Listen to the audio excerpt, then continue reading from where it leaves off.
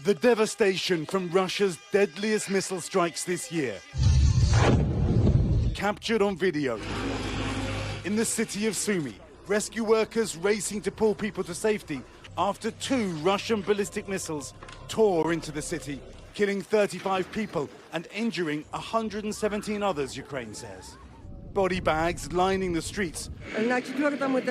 This woman says she was in her apartment when the explosion wave threw her around, injuring her. The deadly assault coming just days after President Trump's Russia envoy, Steve Witkoff, spent more than 4 hours with President Putin in St. Petersburg, discussing what the Kremlin called a Ukraine settlement. President Trump saying overnight Russia's attack was a mistake.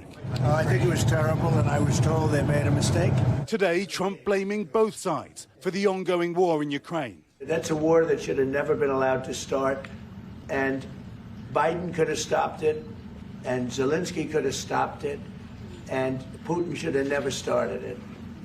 Everybody's to blame.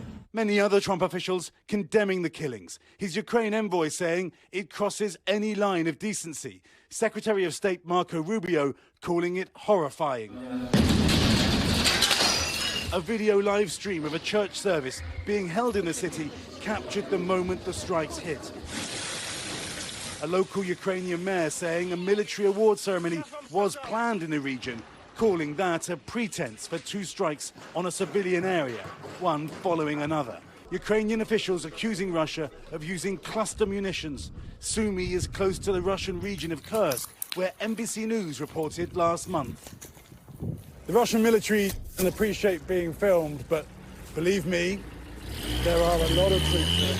Moscow may be preparing for a major offensive in the region, analysts warn, even as the Trump administration talks peace.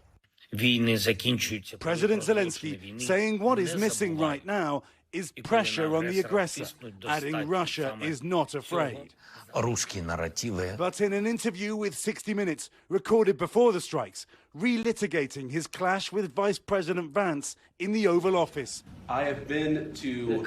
Accusing Vance of somehow justifying Putin's actions while inviting the president to visit Ukraine to see the impact of the war.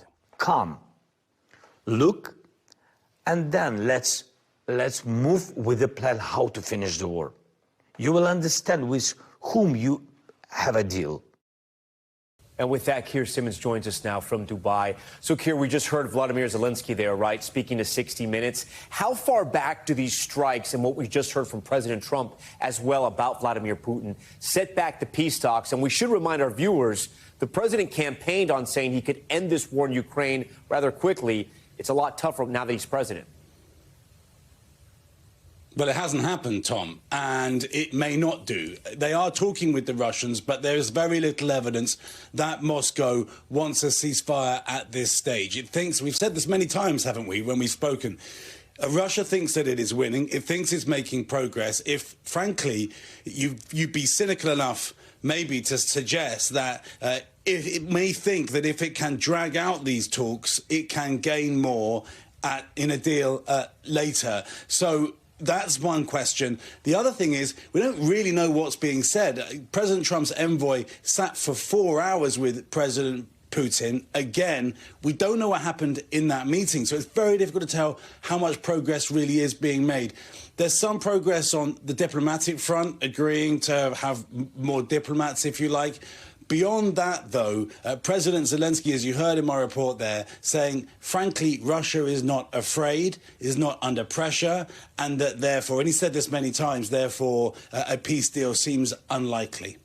Thanks for watching. Stay updated about breaking news and top stories on the NBC News app or follow us on social media.